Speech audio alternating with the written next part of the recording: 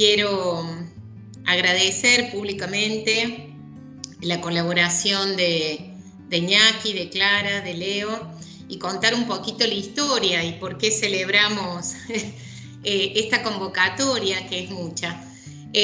Surge esta necesidad a partir de una observación puntual en la carrera de abogacía.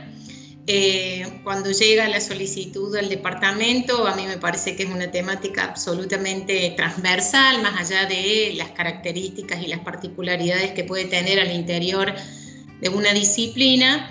Así que bueno, propuse que se hiciera extensivo al resto de los docentes de la universidad e incluso estudiantes avanzados en tesis, en tesinas, en maestrías o doctorados. Y en realidad quería, como dije recién, agradecer públicamente porque el cupo que habían dado los profes, les aviso a todos, era solo 20 personas. Hoy tenemos 110 inscriptos.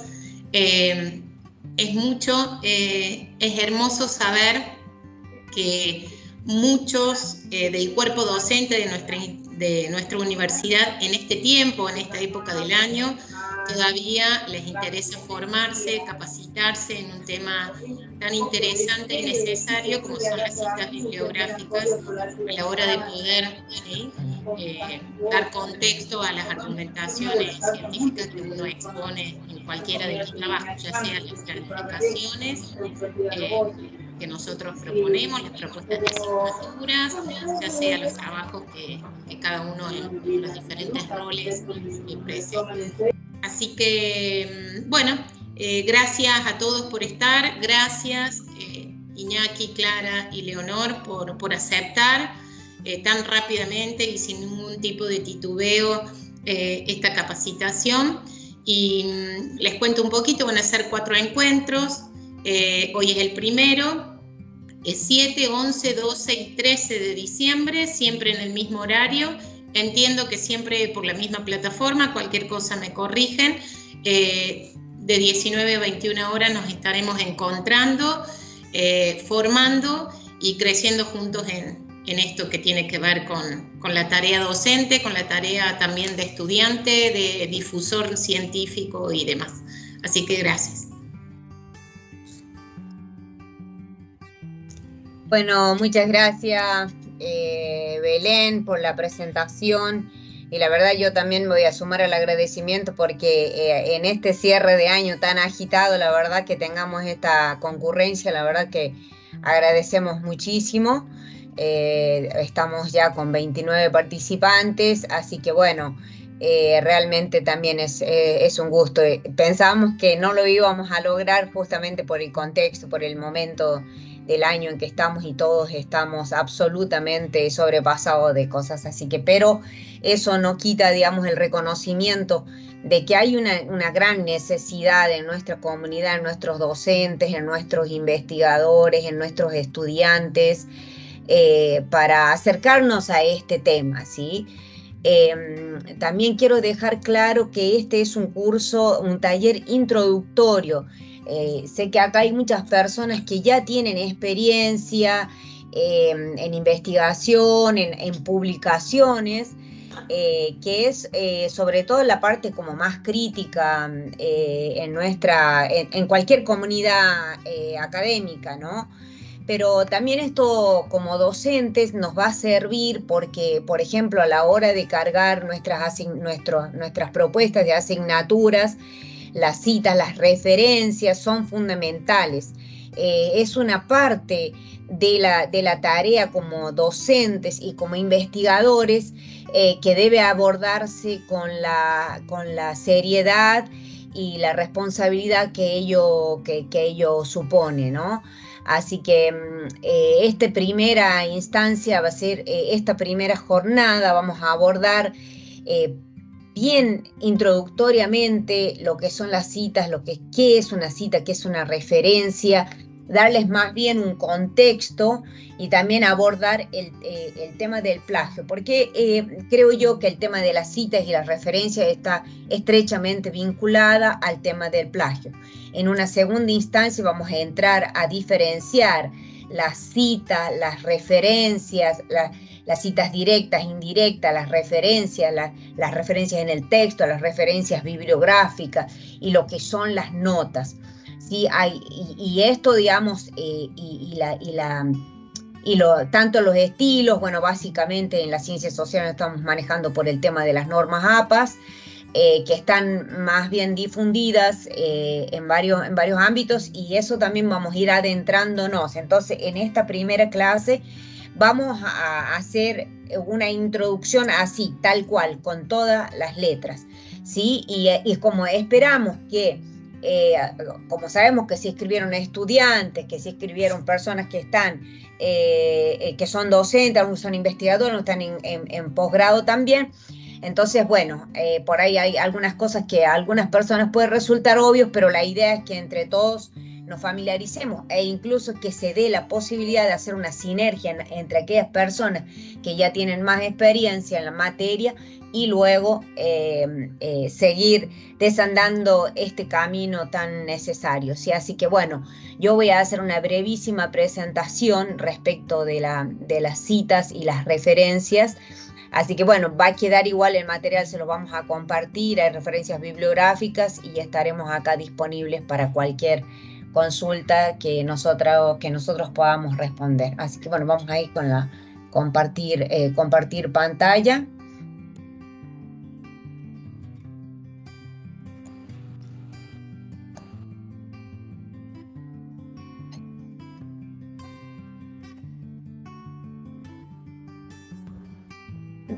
Disculpen, una consultita antes de comenzar. Sí. Este material que ustedes van a presentar, después nos lo envían por correo electrónico. Sí, bueno, esto va a quedar grabado. Por esta razón estamos usando también el Teams, porque con las plataformas de Zoom y de Meet, que muchos de nosotros estamos bastante familiarizados, al no tener, digamos, la licencia institucional, no nos permite grabar. Entonces, para aquellas personas que, por ejemplo, se anotaron y hoy no pueden estar, esto va a quedar grabado, se está grabando la clase, ¿sí? La jornada. Gracias, Clara. Bueno, perfecto, buenísimo. ¿Ustedes están viendo la pantalla? Sí. Perfecto, sí. Buenísimo. Entonces, bueno, la pregunta... Gracias. La pregunta es ¿por qué citar y por qué referenciar? Digamos, algo que en realidad a veces ni nos preguntamos, y a veces inclusive cuando leemos un paper ni siquiera, digamos, le dedicamos tiempo suficiente a ver cómo se hace esto, ¿no? Porque esto también se aprende haciendo, ¿no? Bueno, primero que nada la pregunta es ¿de qué hablamos cuando hablamos de citar o de referenciar? ¿No? Entonces es como la primera pregunta que yo les quisiera hacer a ustedes, digamos, o que la pensemos, digamos, cuando decimos citar o referenciar, ¿qué es lo que ustedes piensan ¿qué se les viene a la cabeza? ¿De qué estaríamos hablando?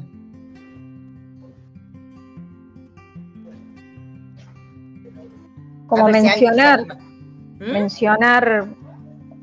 ideas de otros. Exacto, sí, mencionar ideas o frases de otro. Tomar textuales de algún autor. Perfecto, buenísimo. Pero en realidad cuando hablamos de esto, hablamos de algo mucho más general.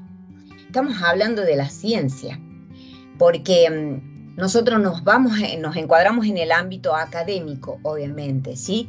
Y tenemos que tener presente siempre, cosas que no siempre sucede, como esa cosa llamada ciencia, ¿no? ¿Qué es la ciencia? Y todos los procesos que hay detrás de esta cosa llamada ciencia, ¿sí?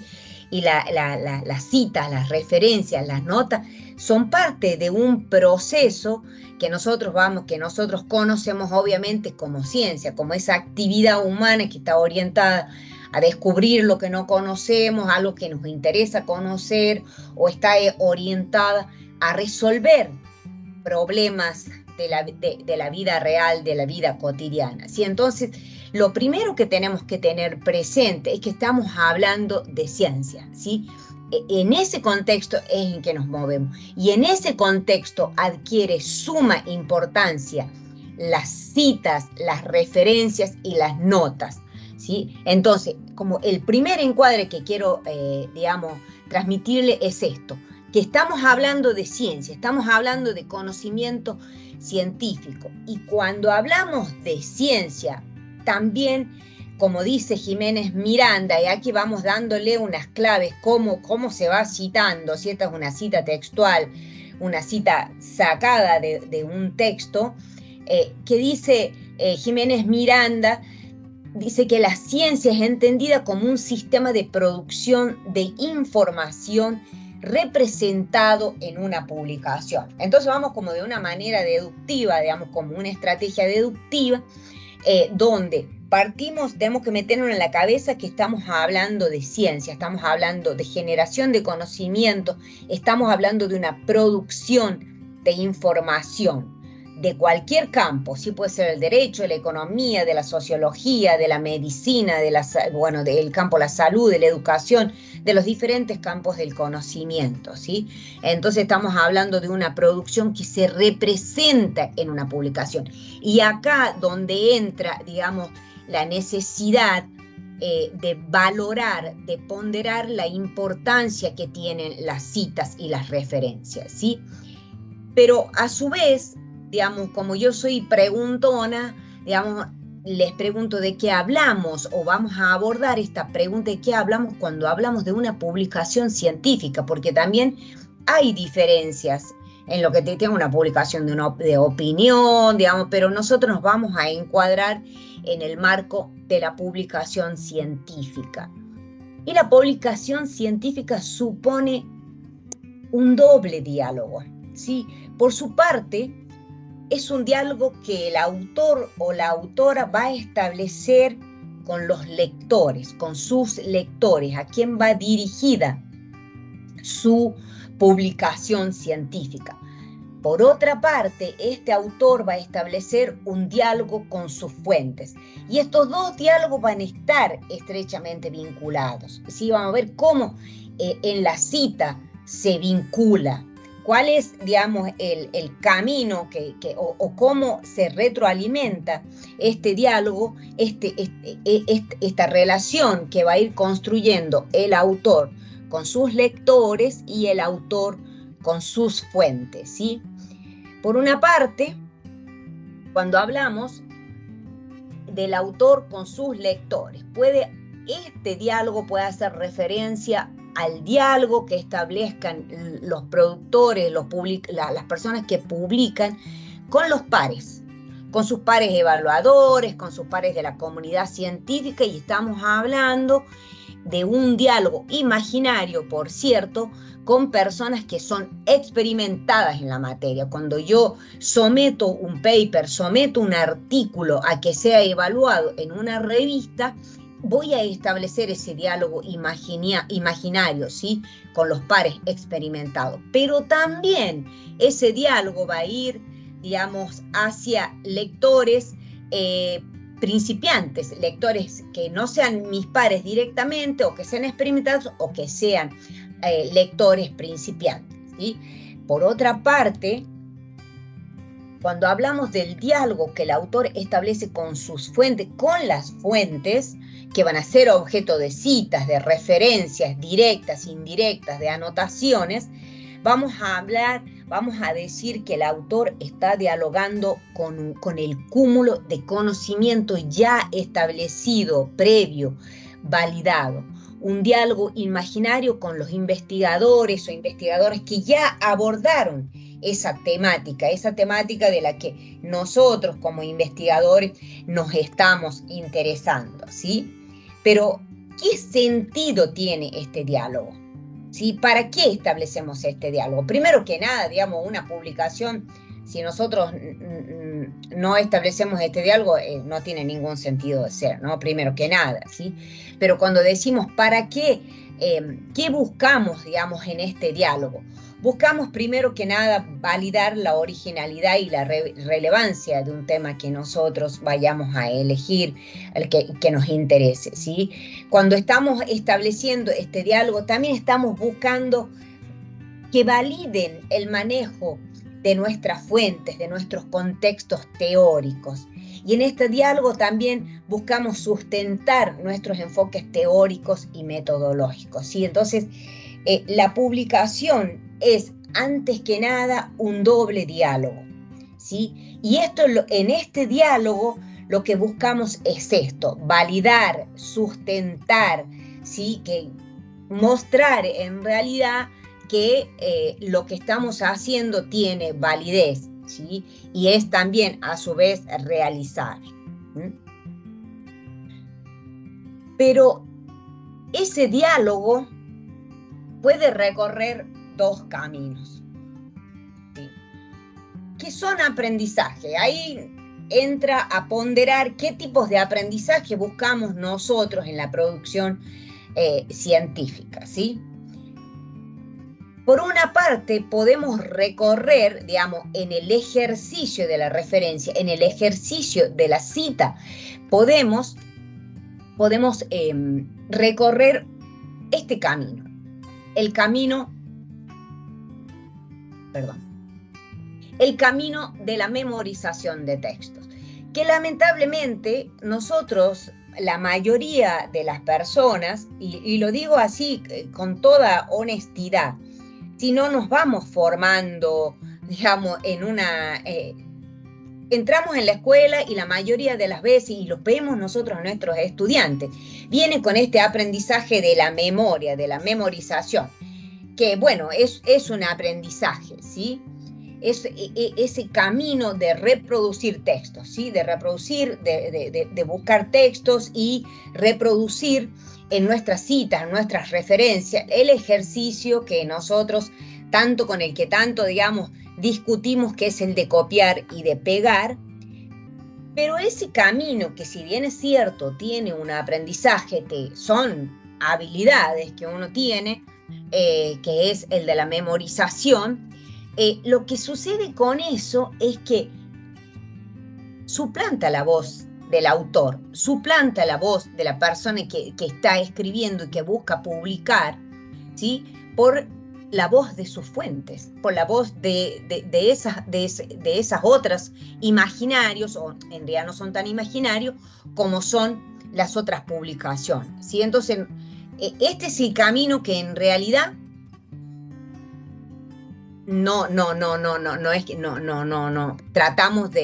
tratamos, no quiere decir que vamos a obviar la memorización, ¿sí? Debemos controlar o ponderar la importancia que eso tiene, y en cambio, digamos, o combinar e irnos por el camino del análisis reflexivo, de la crítica de esos textos, de esas fuentes, de poder inferir de esas fuentes algunos argumentos, alguna argumentación, pero en suma, el camino de este otro lado es la de la transformación de los saberes propios. La cita, y eso es lo que muchas veces nos cuesta, y lo vemos en las tesis, en los trabajos finales de nuestros estudiantes, que generalmente son un compilado de textos, de fragmentos de textos, ¿sí? Que han copiado y han pegado, y no han avanzado al siguiente paso, digamos, donde poner su voz, su análisis, su reflexividad, también su mirada crítica y la transformación de los saberes. Y es este el camino que a nosotros nos permite, digamos, la dinámica de la ciencia, la de la renovación permanente del conocimiento, en ese doble diálogo del que hablábamos al principio, ¿sí? Y como también dice Angulo Marcial en un trabajo del año 2013, no solo citamos para cumplir una norma, un principio ético o para exhibir nuestras lecturas, sino para participar en la construcción de conocimiento enmarcada en la relación del autor y sus fuentes, y del autor y sus lectores, ¿sí? Entonces, la cita, la referencia debe contribuir a este proceso, al proceso de la transformación de nuestros saberes y de contribuir a la renovación, ¿sí? En este doble diálogo que les citaba yo al principio, ¿sí? Bien, hasta acá, ¿cómo vamos? Digamos, va quedando, digamos, claro a qué nos referimos, en qué campo nos estamos metiendo, en qué berenjenal nos estamos metiendo. Si alguien, digo, pregunto por si a alguien no le queda claro y tenga que volver y ¿bien? Sí, bien. Vamos bien. Perfecto. Entonces, cuando decimos que la ciencia es un sistema de producción de información que se representa en una publicación, entonces no estamos, digamos, ya hemos pasado por el diálogo imaginario, ahora nos vamos a meter, digamos, en la tarea concreta de escribir. Otra dimensión del proceso de investigación sumamente complejo, ¿sí? Que nadie nace sabiendo escribir, digamos, y es realmente un trabajo bien complejo, ¿no? Con mucha emoción y mucho sangre, sudor y lágrimas metidos, ¿sí? Así que bueno, eso lo saben todas las personas que están haciendo sus procesos de publicación o de trabajar en sus tesis, ¿sí? Y lo que yo digo, digamos, derivado también, digamos, de las lecturas de este campo del saber, es que el escribir es tender puentes, ¿sí? Y tender puentes entre quiénes. El autor, de vuelta, volvemos al tema de este doble diálogo. El autor con las fuentes, los que necesitan conocer, es decir, un investigador que está abordando un tema, y los que poseen ese conocimiento, ¿sí? Entonces, en el escribir vamos estableciendo siempre ese puente, ¿sí? Y siempre, digamos, y uno digamos, tal vez no lo pensaron de esta manera, pero estamos todo el tiempo haciendo eso cuando estamos escribiendo, ¿sí? Y ese puente se llama, o lo reconocen algunos autores, como intertextualidad o polifonía. ¿Qué significa esto? Como dice Ángulo Marcial, todo discurso, es decir, todo discurso escrito, todo lo que se escribe, todo lo que se publica es el resultado de la superposición de varias voces. Todo enunciado evoca voces de otros discursos o de otros autores que le antecedieron. De ahí el concepto de la polifonía, ¿sí? Y del intercambio, de la interproducción de conocimiento. Pero, como dice esta autora, la diferencia en el discurso científico es que el autor debe dar cuenta de esto por medio de referencias, citas y notas con las que debe entrar en un diálogo continuo.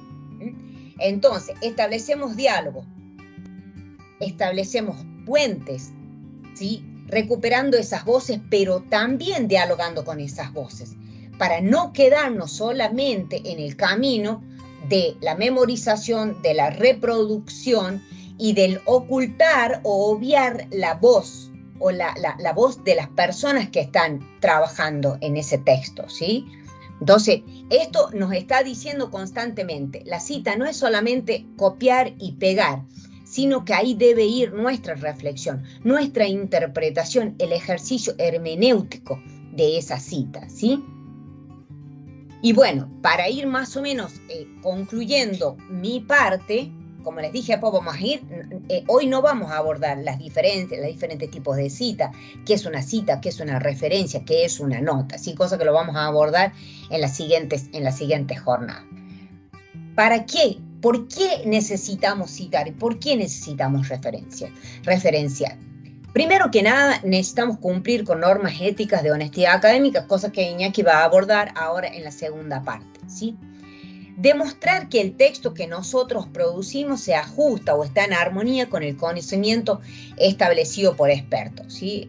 No se trata solamente de una publicación científica, de emitir solo una opinión, sino en ese diálogo le estamos demostrando que vamos en línea, en armonía con ese conocimiento sobre el tema que hemos decidido abordar. Por otra parte, con las citas y las referencias buscamos dar solidez a la argumentación del texto que estamos escribiendo. Y estamos contextualizando esa argumentación teóricamente a través de los diferentes enfoques que nosotros estamos, digamos, articulando nuestra publicación en ese contexto, ¿sí? Es una articulación de ideas, ¿sí? Entonces, y además de una articulación, es la combinación de esos saberes. Por eso es la intertextualidad, la polifonía, que supone la producción de un texto científico. Y por otra parte, y por último, necesitamos fundamentar nuestro escrito en un contexto teórico validado previamente. Y cuando digo validado previamente, es que nosotros vamos a citar textos publicados en revistas de carácter académico, ¿sí? Obviamente también vamos a citar textos cuando hacemos entrevistas y todo eso, pero cuando citamos voces de personas, digamos, que nosotros decidimos hacer partícipe en nuestro proceso de investigación, como son las investigaciones en el ámbito social, digamos, llevamos esos testimonios al contexto teórico que ya está previamente validado, ¿sí? Así que bien, estas son las referencias, son 2 textos que se los vamos a compartir, acá están, y acá ya le estamos diciendo, esta es una referencia bibliográfica, ¿sí? Que se diferencia de las citas, cosas que vamos a hacer más adelante, ¿sí? Pero por ahora solamente introducirlos en este mundo de la publicación, del diálogo, de la intertextualidad y la importancia de las citas y las referencias que son tan importantes como la elección del tema, la opción metodológica, el marco teórico, el análisis, tiene la misma ponderación, el mismo peso en importancia en un proceso de investigación, ¿sí? Así que bueno, yo con esto cerraría y le estaría dando, sí, a menos que tengan preguntas sobre lo que hemos visto hasta ahora, encantadísima en responder.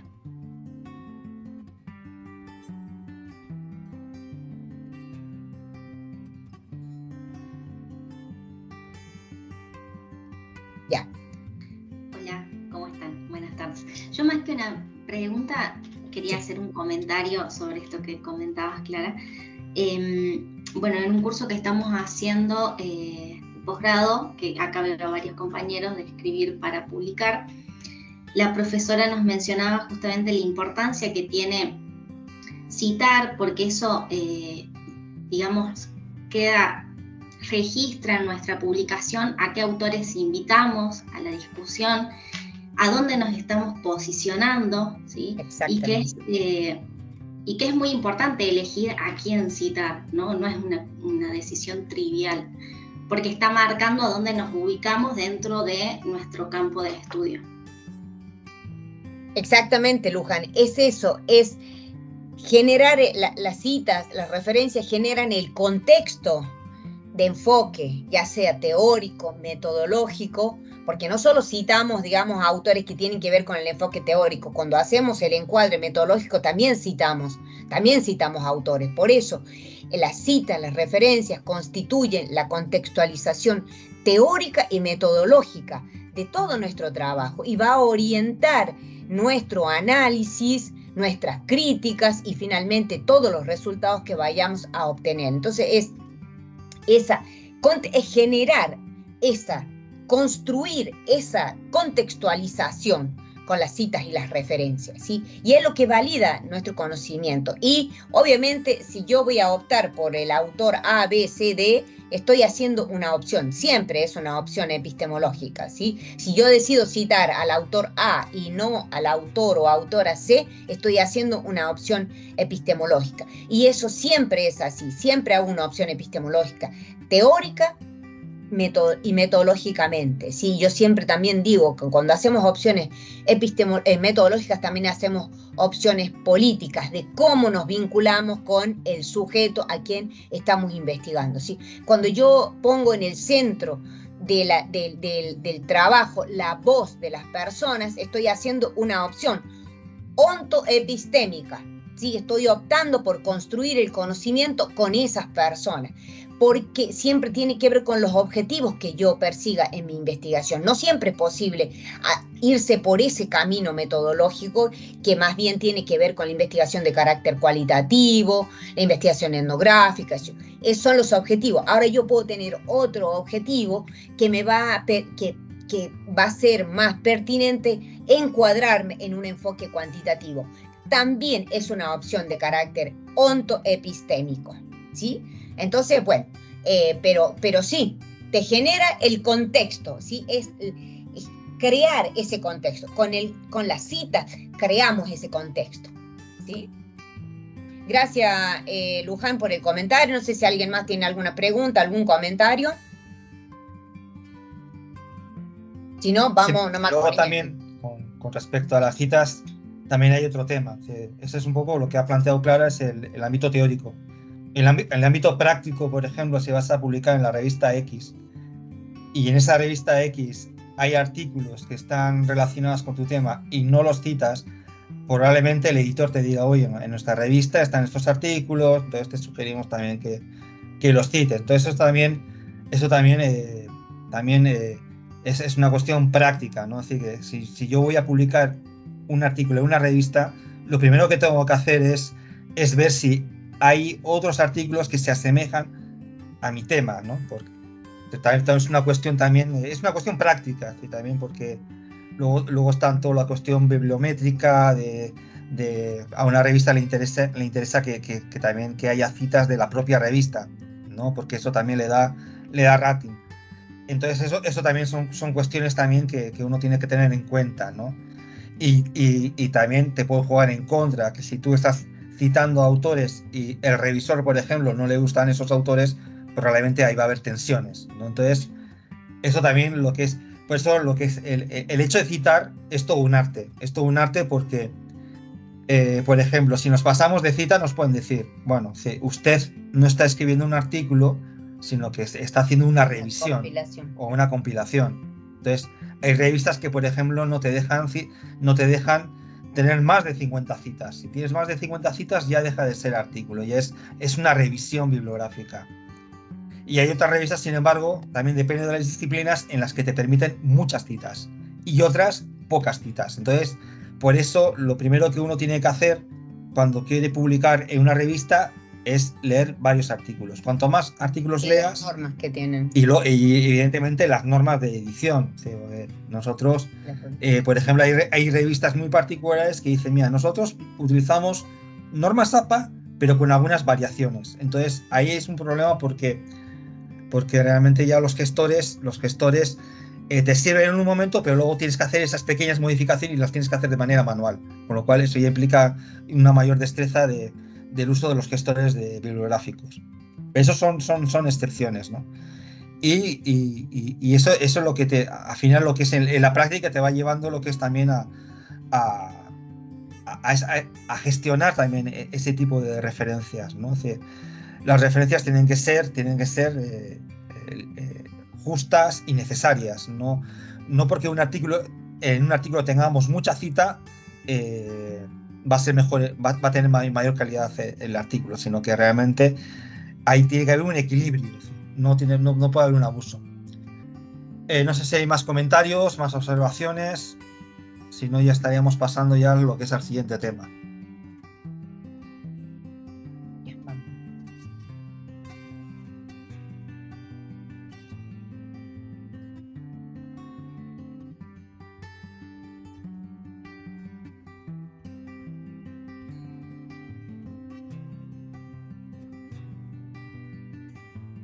Bien, ahora vamos a abordar un tema mucho más complicado, más delicado, que es el tema del plagio.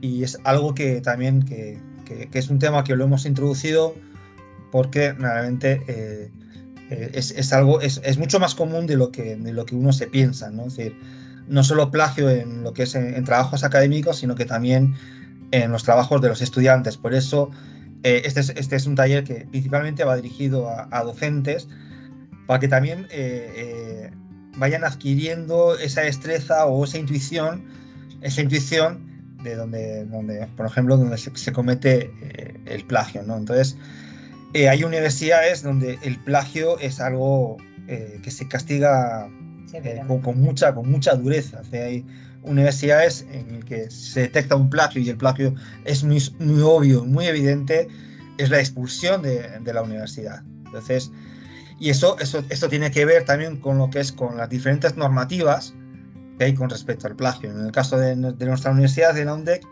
pues lo que es en las normativas, por ejemplo, en lo que es en posgrado, el plagio tiene un castigo bastante duro, sí, bastante duro, ¿no? Porque realmente se tiene que informar al rector, se tiene que informar a todas las universidades nacionales de la Argentina. Entonces no es una cosa menor. Y luego también el tema del plagio, también hay una dimensión legal, ¿no? Porque aquí estamos adentrándonos en lo que es en el tema de la propiedad intelectual, ¿no? Si bien en cada país tiene diferentes legislaciones, pues en el caso argentino también es un daño, ¿no? Es un daño que se puede producir.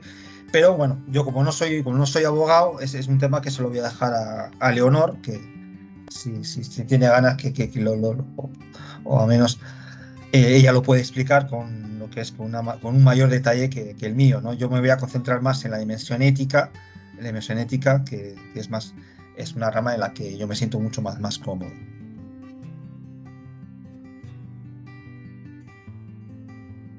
Bien, ¿qué es plagio? Si nos remitimos a lo que es a la definición que nos ofrece la Real Academia de la Lengua Española, pues plagio nos va a decir que es suplantar la idea u obra de otra persona, es una suplantación, es decir, algo que lo presento como algo mío, en realidad no lo es, ¿no? También el plagio también tiene lo que es en Latinoamérica, también tiene otros sentidos, ¿no? Es una palabra que tiene una palabra connotativa que tiene diferentes sentidos, como también soquestrar también tiene que ver con lo que es con el plagio. Y tenemos muchas versiones de plagio. Sí, tenemos muchas versiones. La típica que podemos encontrar en los estudiantes, y no estudiantes también, académicos, es la de copiar y pegar, ¿no? Y eso es obedece un poco a la comodidad hoy en día de acceso a la información, y que realmente ya los trabajos los hacemos desde el computador, y entonces pues es muy cómodo y muy rápido, ¿no? Es decir, podemos meternos en páginas en internet y descargar lo que fragmentos o textos enteros y entonces pegarlos en lo que es en el trabajo, ¿no? En el trabajo que me manda el profesor. Entonces, copiar y pegar es algo muy típico, y yo creo que también como docentes no deberíamos de permitirlo. Es decir, si nos damos cuenta de que estamos ante un copy-paste, pues eso hay que decir que eso realmente dentro de la academia no corresponde. Pero hoy en día el plagio se ha ido sofisticando, o sea, ya lo que es con la intrusión de la inteligencia artificial, ya el plagio ya tiene otra dimensión, y eso lo veremos en las siguientes diapositivas, cuáles son las repercusiones que se están dando en este sentido, ¿no?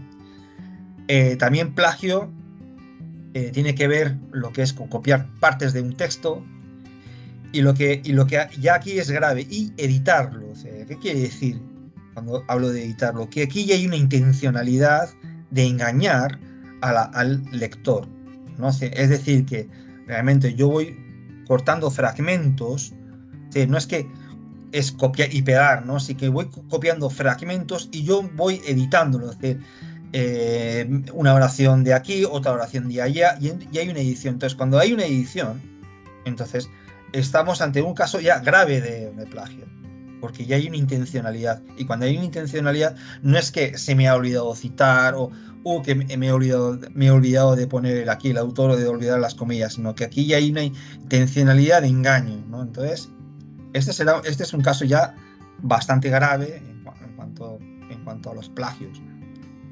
Realizar los trabajos con inteligencia artificial, realmente esto es algo ya muy novedoso.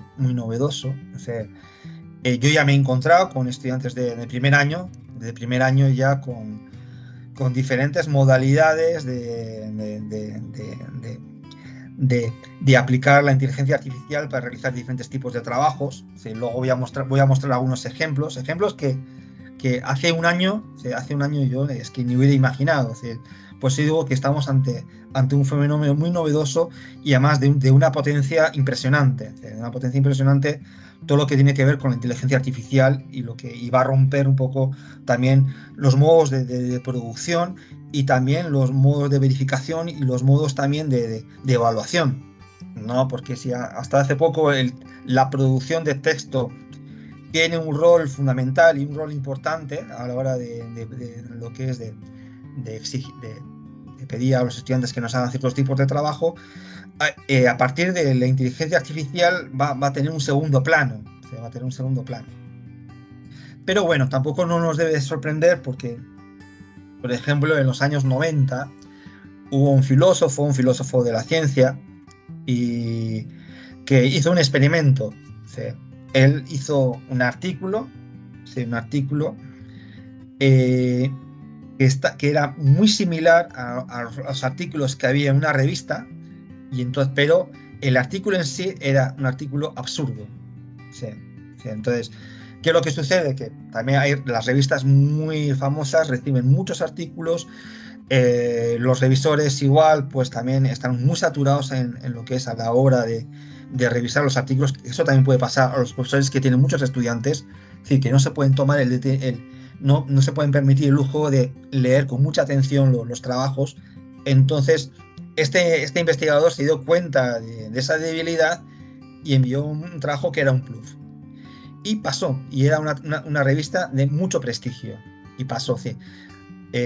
Lo hizo ese es lo que se denomina el caso Sokal. En los años 90 fue todo un escándalo, pero luego hubo diferentes investigadores que a lo largo de los años han intentado engañar a las revistas, precisamente para un poco romper con el mito de la gran revista, que realmente, o romper con el prestigio de la revista.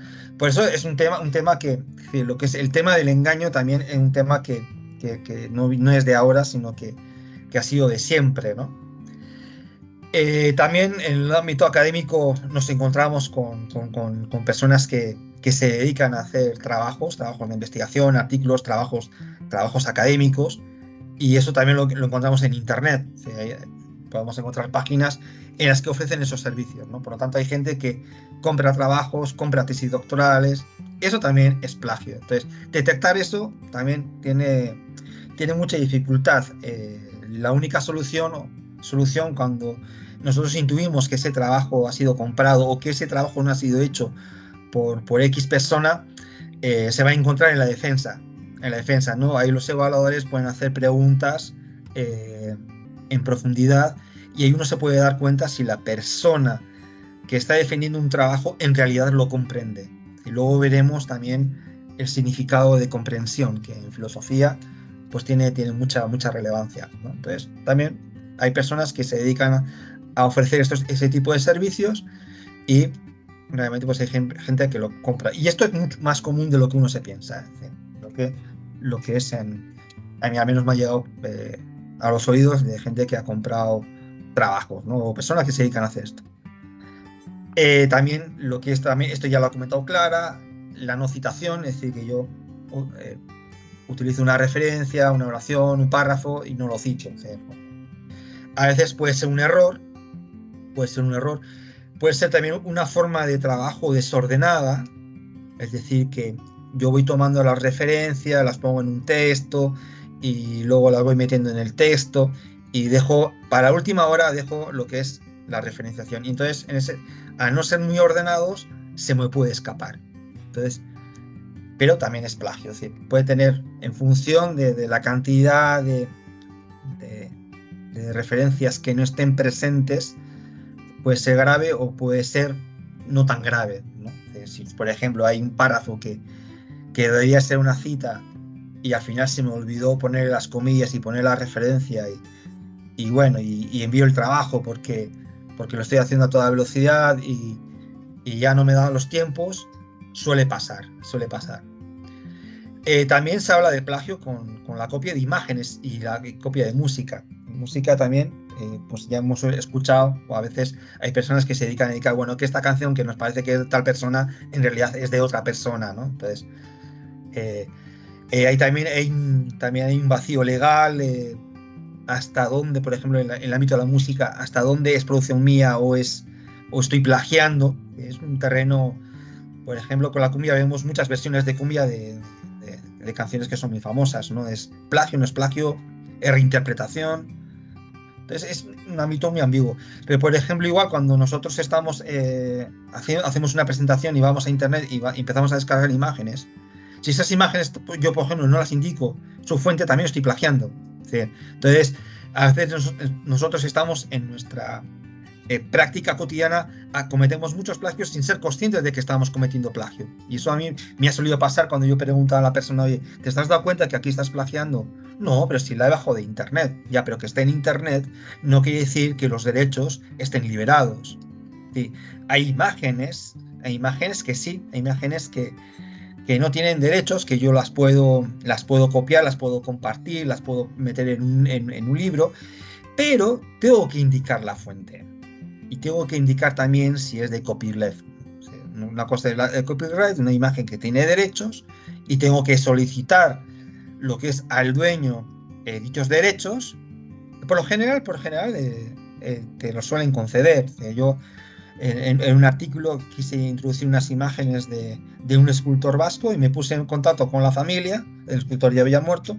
Me puse en contacto con la familia que tenía los derechos de autor de ese escultor, y me dijeron que sí, que no había ningún problema, que tenía que ponerlo bien referenciado y por supuesto en agradecimientos uno tiene que agradecer este tipo de gestos, ¿no? Entonces, por lo general no suele haber problemas. Entonces, el copiar imágenes también, eso también entra dentro del plagio, y hay congresos en los que te indican explícitamente que las imágenes tienen que ser imágenes que estén liberadas de los derechos. Y por ejemplo, también si yo voy a publicar imágenes en un artículo, también tengo que indicar la fuente, ¿no? Tengo que indicar la fuente. Sí, eso es lo mínimo. Sí, indicar la fuente es lo mínimo. Y luego, si está libre de derechos, no voy a tener ningún problema indicando también que están libres de derechos, y si tienen derechos, pues pedir la autorización pertinente.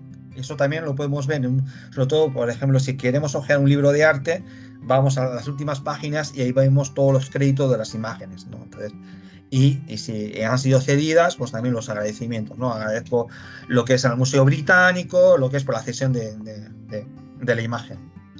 Luego también, y es algo muy típico más de lo que nos pensamos, hacer los trabajos a los hijos y a las hijas. Esto también es plagio. ¿Sí? Es plagio, y además estamos incentivando valores, además bastante neoliberales, por cierto, valores en el sentido de que yo lo que estoy fomentando es la meritocracia. No estoy fomentando el aprendizaje, porque si yo fomento como padre, fomento lo que es el aprendizaje, yo le puedo ayudar a que haga el trabajo, pero el trabajo lo tiene que hacer el niño o la niña.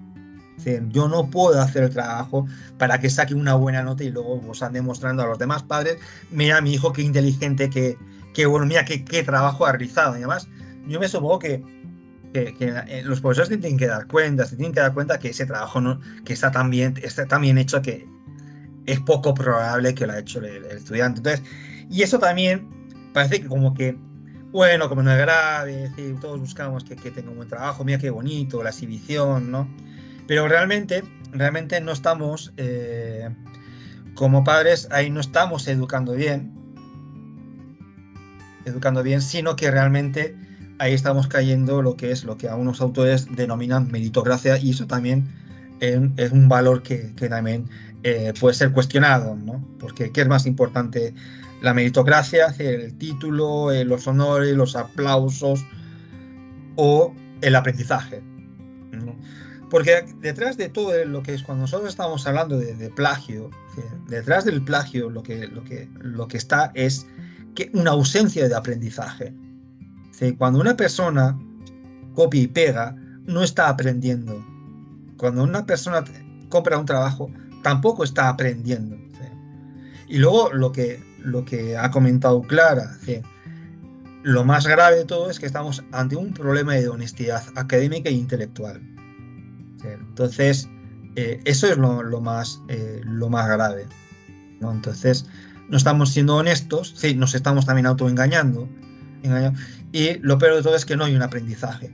Es decir, que una persona puede tener títulos, pero si realmente no ha pasado por ese proceso de aprendizaje, realmente tarde o temprano eso se va a vislumbrar, ¿no? Si una persona va entregando trabajos que ha ido comprado y en un momento determinado pues no tiene dinero para comprar los trabajos hechos y se pone en la tarea de hacer uno, pues se da cuenta de que no es tan fácil, y que realmente pues ese proceso de aprendizaje pues no ha ocurrido. Entonces aquí tenemos lo que es diferentes versiones de lo que implica el plagio. Así que al fin y al cabo volvemos al centro. Es decir, es suplantar la idea o la obra de que lo ha hecho otra persona y mostrarlo como si fuera mío, cuando no lo es, ¿no? Es decir, ahí está lo que es la gravedad. Claro, es un paso más de lo que mencionábamos en este primer camino, ¿no? Que en el diálogo podemos irnos por el camino del copiar y pegar y dejar de lado nuestra voz, ¿sí? Pero este es otro nivel, es engañar al lector que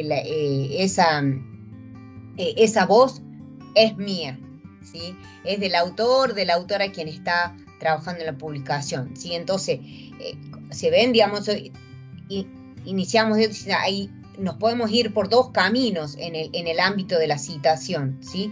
Pero hay un camino que nos puede llevar a este riesgo, ¿sí? Al de suplantar nuestra voz, ¿sí? O engañar y decir que es nuestra voz, ¿sí? Y eso ya estamos en un problema.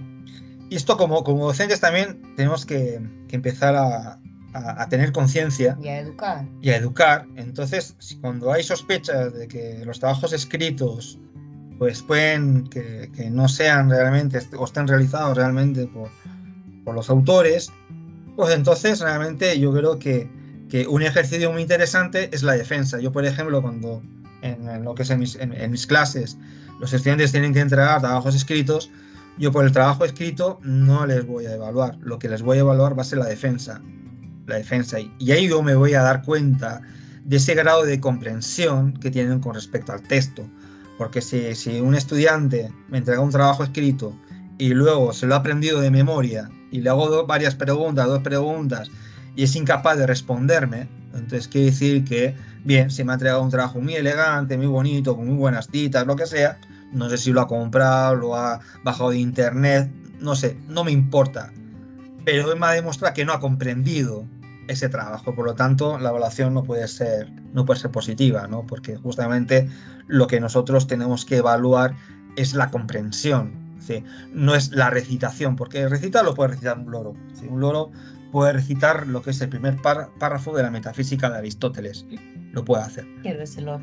Lo puede hacer, pero realmente, es decir, la recitación no implica comprensión. Comprensión implica precisamente que yo sea capaz de poder expresar con mis propias palabras lo que dicen otros o lo que es un problema determinado, pero tienen que ser mías esas palabras.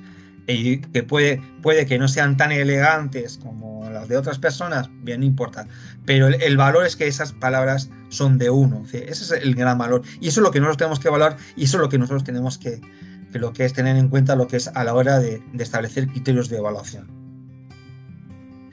Bien, voy a poner ejemplos. Este es un ejemplo que yo le he creado, ¿sí? Yo le he creado. Entonces, imaginar que yo tengo este texto, ¿sí? O esos dos párrafos forman parte de un trabajo de epistemología, por ejemplo. Pues yo les he dicho a los estudiantes, bueno, quiero que ustedes, a partir de las lecturas obligatorias de la unidad, ustedes tienen que realizar o redactar un texto de integración, ¿no? Y me encuentro, por ejemplo, en la primera página, me encuentro con esto, ¿sí? El primer texto dice lo siguiente: teniendo como referencia el texto que es la ciencia, texto de lectura obligatoria, nos habla de una concepción de la cual este es un conjunto de conocimientos que tiene por finalidad comprender el mundo y modificarlo, aunque en la actualidad no se tiene en cuenta. Y aquí me encuentro con una cita directa, textual, literal, entre comillas, lo antiguamente expuesto por Platón con referencia a los 3 requisitos que exigía para hablar de conocimientos, fin de cita, Flores, 2005, 34, página 34. Pero es un punto de partida provisorio para indicar de qué se hablan cuando numeramos el conocimiento. Seguimos leyendo. La ciencia considera y tiene como fundamento la observación experimental. Este tipo de observación se organiza por medio de métodos, modelos y teorías con el fin de generar nuevo conocimiento. Para ello se establecen previamente unos criterios de verdad y un método de investigación. La aplicación de esos métodos y conocimientos conduce a la generación de nuevos conocimientos en forma de predicciones concretas, cuantitativas y comprobables referidas a observaciones pasadas, presentes y futuras. Bunge, 199, página 34.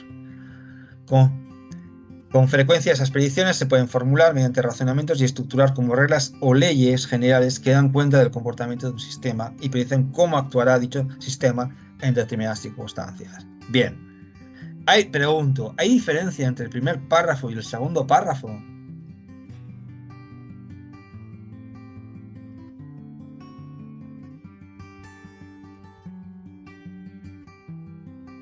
Bien, Luján. Yo lo que veo es que, o sea, en el primer párrafo hace una cita directa e indica la página, ¿no? Y en el segundo también indica la página, pero no usa las comillas, o sea que ahí, si es una cita directa, debería usarla, ¿no? Bien. Eso es lo que yo veo de diferente, pero... ¿Más diferencias? En el segundo veo que también no se entiende bien, digamos, en el texto si es una cita directa y tiene más de 40 palabras o dónde está indicado algún elemento que diferencie del pensamiento crítico del autor. Ya, pero ¿qué es lo que... ¿dónde saltaría la alarma? Esa es mi pregunta. En el primer texto... En el primer texto dice, teniendo como referencia el texto tal, entonces ya da a entender que es una referencia, a diferencia del texto de abajo en el que lo toma como una definición. Ya, bien. Profe, yo creo que cuando, buenas tardes, que cuando realizamos una cita, luego de realizar la cita, lo correcto, digamos, sería, para mí, ¿no?, poder aclarar o poner mi punto de vista en base a la cita que yo he tomado, o sea, explicarla, por qué la tomé, como ponerla, digamos, en juego con lo que yo quiero, para qué la estoy usando la cita, o sea, explicarla, digamos. Bien. Para mí sería eso. Bien, ahora otra cosa, olvidemos las citas. ¿Hay algo que nos dé la voz de alarma? ¿Algo más? ¿Algo más? Pero eso, olvidemos ahora las citas, eso, dejemos de lado eso. Y eso, este ejercicio que ahora estoy proponiendo es un ejercicio de realmente cómo deberíamos de leer los trabajos de nuestros estudiantes. Sí, Camila. Sí, no sé si me escuchan ahí. Sí, perfectamente. Bueno, yo diría que, bueno, no sé muy bien, pero en la forma en la que están citados son completamente diferentes. Entonces, en mi ver, yo tendría que ver, ¿está copiando y pegando? ¿Qué pasó ahí para que de forma tan diferente las dos?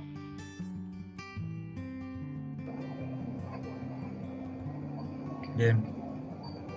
¿Más observaciones? Por el momento yo estoy haciendo mi tesis y que no estoy tan metida en este mundo de las citas y todo lo demás. Sí, buenas tardes. Hola. Buenas. Sebastián, buenas tardes. Sí, a mí me hace ruido la extensión del texto y que no sé quién es el que escribió eso. Si se trata de un estudiante del nivel medio o de un investigador, y según eso, yo puedo considerar si es capaz o no de él expresar eso, de parafrasear, o es algo totalmente plagiado. Bien. Detalles para... Sí, uno de los párrafos es plagio, pero así yo en una lectura, ¿qué indicadores podríamos tener? Y este caso lo he hecho exagerado, lo he hecho de manera exagerada.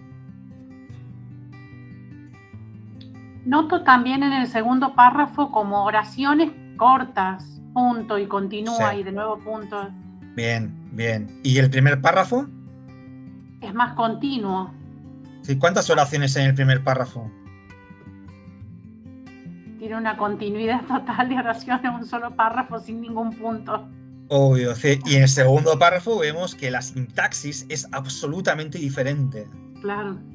Bien, esa es una voz de alarma. Es una voz de alarma, porque cada persona tiene un estilo de escritura.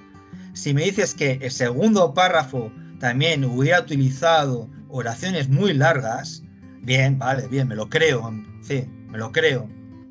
Pero realmente hay una diferencia porque en el primer párrafo, además de que está mal lo que es la puntuación, está mal, la sintaxis está mal, hay faltas de ortografía. En el segundo no hay faltas de ortografía. Entonces, qué raro, ¿no? ¿Por qué en el primero hay falta de ortografía y en el segundo no hay falta de ortografía?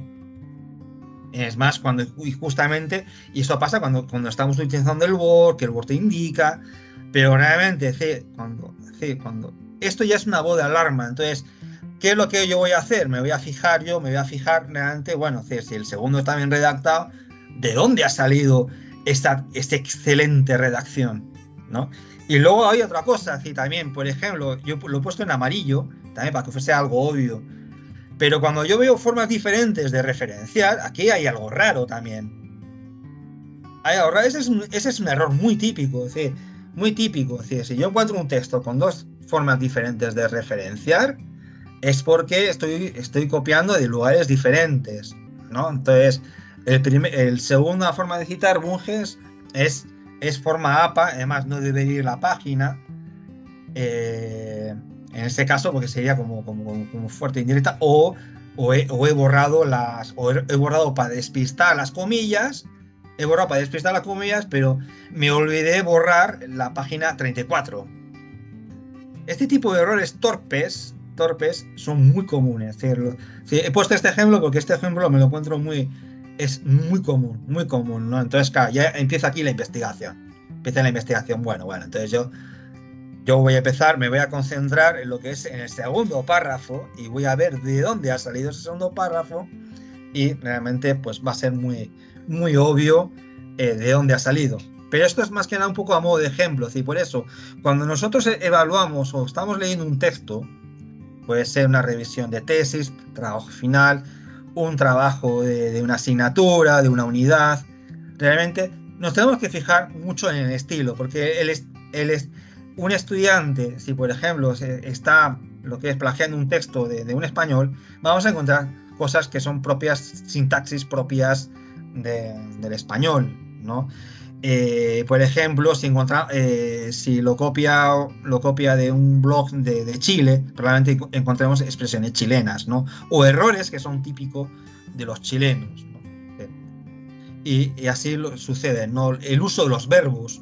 Hay verbos que son muy utilizados en España, pero que en Argentina no se utilizan, precisamente por el carácter connotativo del verbo, ¿no? Por el sentido que en España tiene un sentido y en Argentina tiene otro. Entonces, eso también como que salta la alarma, ¿no? Bien, esto es un ejemplo. Luego veremos las estrategias lo que es para detectar los plagios. Pero como docentes, o cuando nos toque revisar un artículo o un trabajo académico, siempre lo que es la sintaxis es la primera alarma.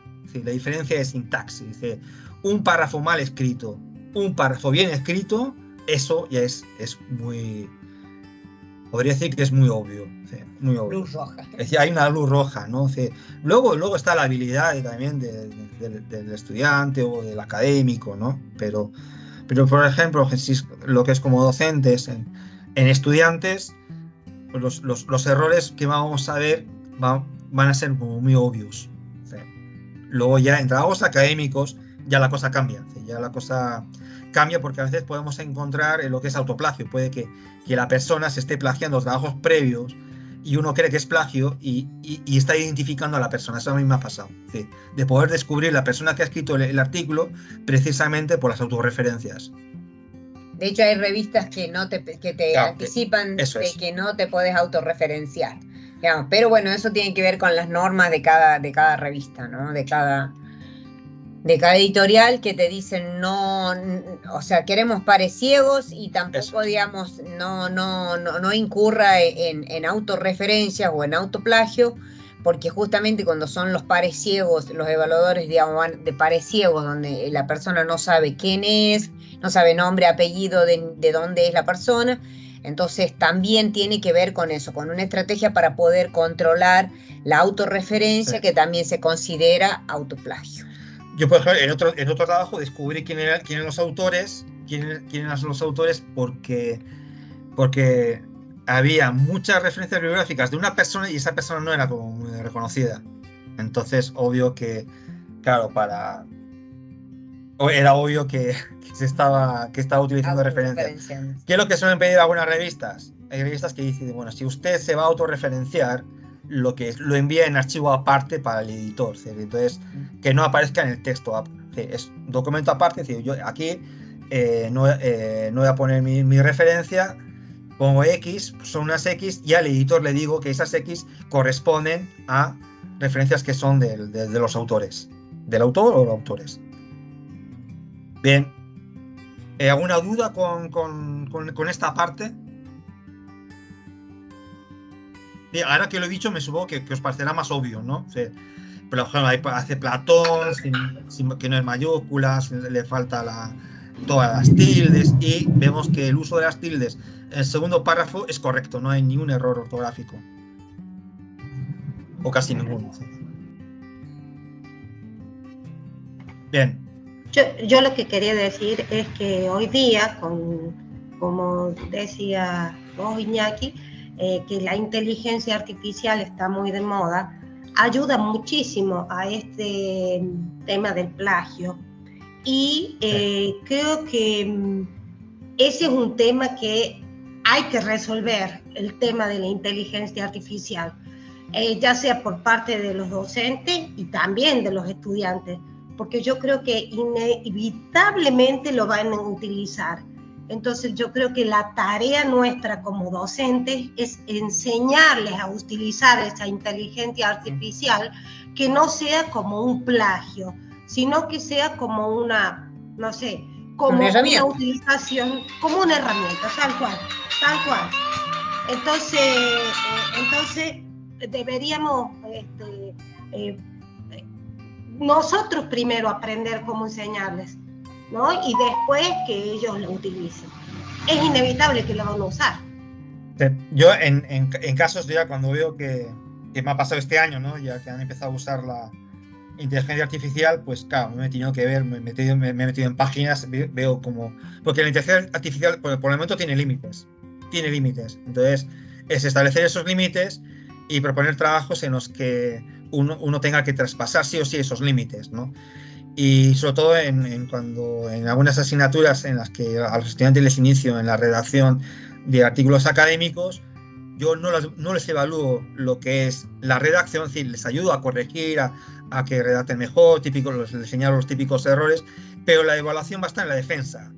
La defensa va a ser la evaluación, esa va a ser la nota. Y eso yo les digo, es decir, ustedes son libres, me pueden engañar si quieren, pero la defensa ustedes no me van a engañar, ¿no? Entonces, también eso implica también lo que es también nuevas formas de evaluación en la que realmente, en la que el estudiante tenga que demostrar que comprende lo que dice, ¿no? A veces igual los exámenes orales, yo creo que en estos momentos de lo que es de uso y abuso de la inteligencia artificial siguen estando muy vigentes, ¿no? ¿Por qué? Porque realmente uno cuando tiene que explicar algo lo tiene que comprender, salvo que haga un ejercicio o tenga una memoria extraordinaria, y aún así si se pone nervioso se va a tropezar, y ahí te vas a dar cuenta, ¿no? Y ahí vienen las preguntas, ¿no? Dice, bueno, usted ha dicho este concepto ¿qué significa?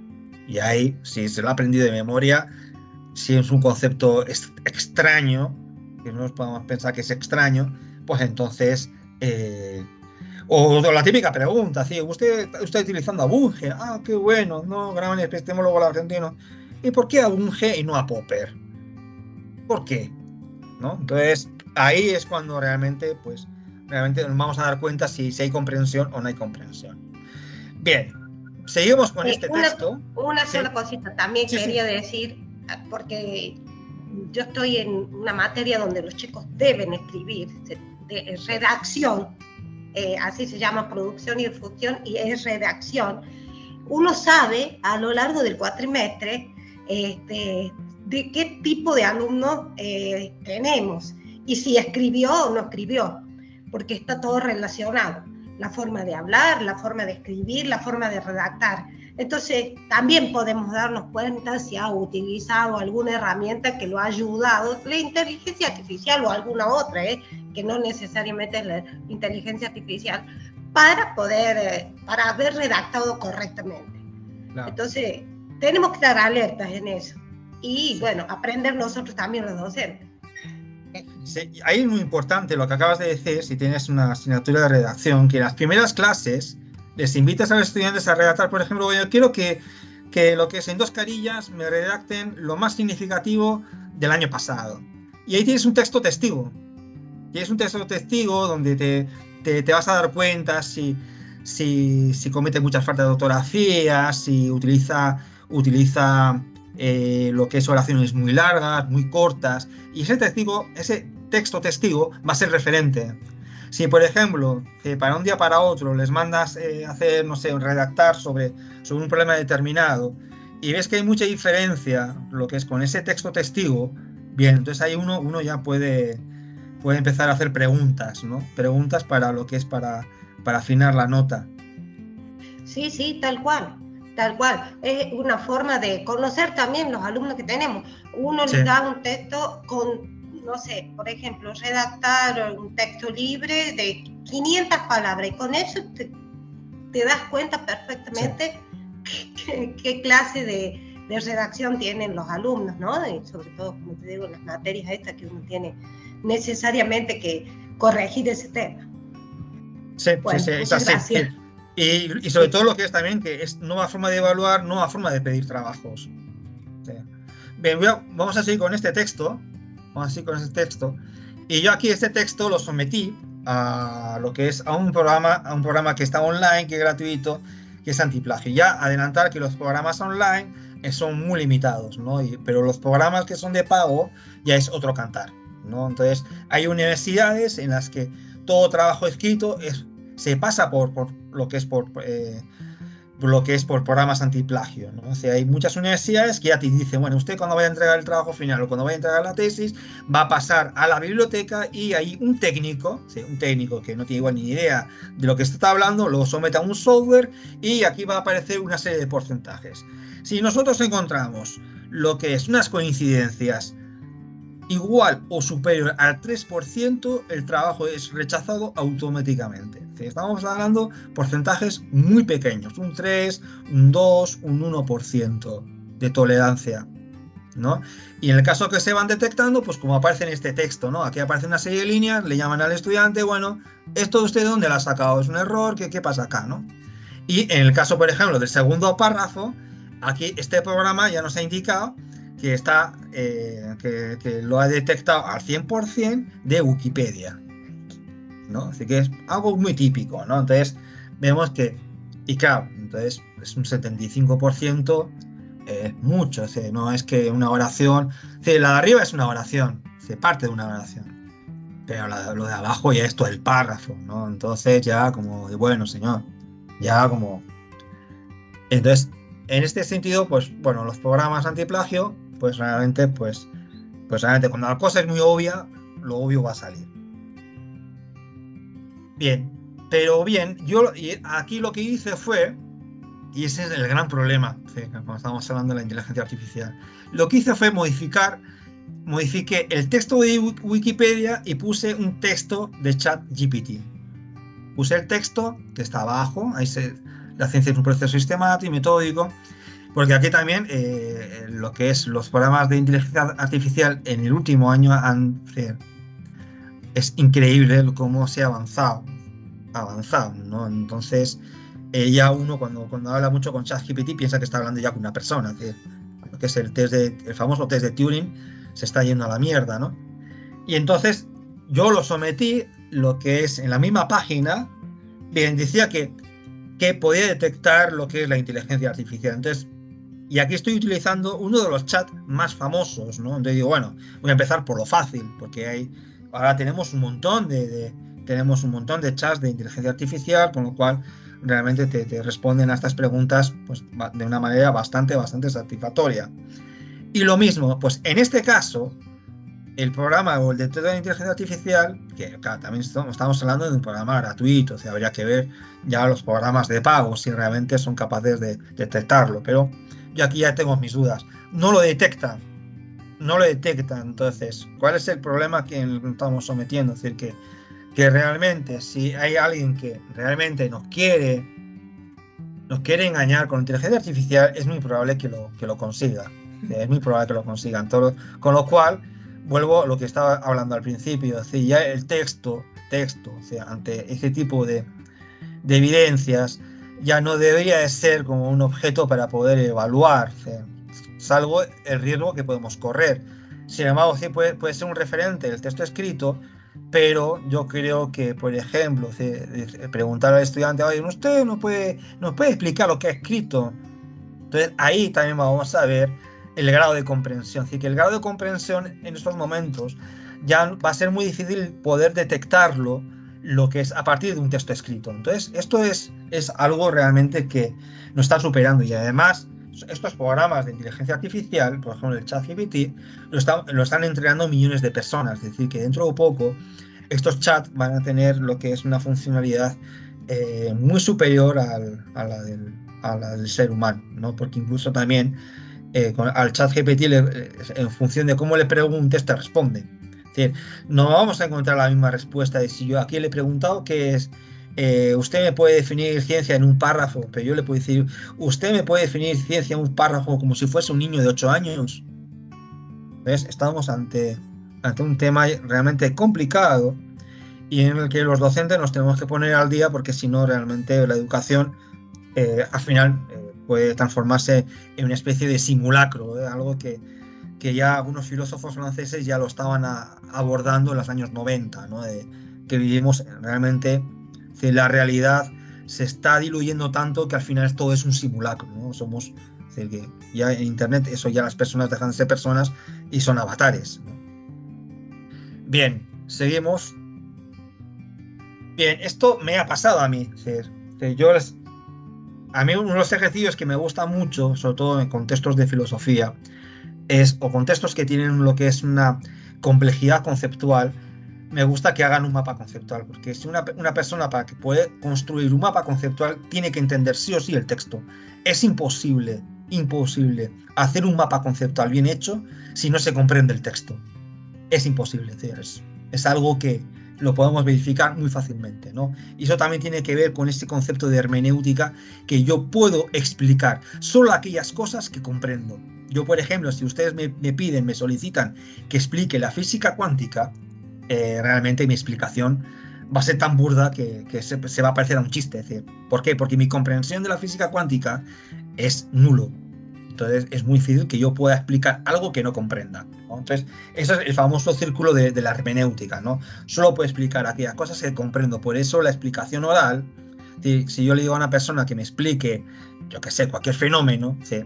Pues realmente si me lo explica muy bien, realmente es porque detrás de esa explicación hay una comprensión.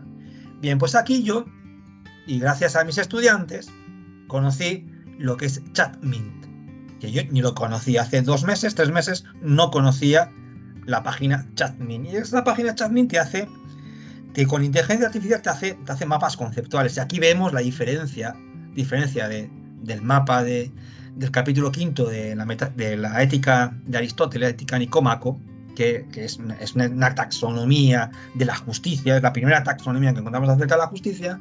Es un mapa conceptual hecho por mí, y al lado tenemos un mapa conceptual hecho por inteligencia artificial. Evidentemente es excesivamente perfecto, pero lo bueno es que la inteligencia artificial en el ámbito de la filosofía falla bastante, porque realmente explica cosas que realmente la conceptualización no es. Podemos ver la diferencia en la conceptualización dentro de un mapa conceptual y el otro. Y el que hice yo, pues no es exacto, tiene ciertas inexactitudes, tiene un recorrido muy particular, porque es mi mapa conceptual. Cada persona puede establecer mapas, y sin embargo los mapas hechos por inteligencia artificial son bastante homogéneos. Entonces, por ejemplo, si un estudiante me presenta un mapa hecho por inteligencia artificial, le diré, bueno, bien, vale, bien, ¿me lo puedes explicar? Y realmente explicar a Aristóteles sin haberlo leído es algo imposible, algo imposible, con lo cual realmente muy bonito. Todavía hay un margen ahí para poder... Y luego también, la otra gran debilidad que tienen la inteligencia artificial es que son incapaces de posicionarse ante dilemas. ¿Sí? Tú le planteas un dilema a la inteligencia artificial y te va a ofrecer lo que es la generalización que hay en Internet, ¿no? Porque es así, no se posiciona. Entonces, si tú pides, en el caso de la filosofía en este sentido lo tenemos mucho más fácil, ¿no? Porque si yo digo, bueno, yo quiero que te posiciones, eso, la inteligencia artificial lo podemos conseguir, pero realmente ya tenemos que ser muy habilidosos con el uso de la inteligencia artificial. Entonces vemos la diferencia, ¿no? Entonces creo que... Y eso que realmente he llegado yo a este mapa conceptual hecho con inteligencia artificial no ha sido con el primer mapa, sino que le he tenido que ir puliendo para acercarme al mapa que yo he hecho. Pero aún así vemos que hay unas diferencias por el momento significativas.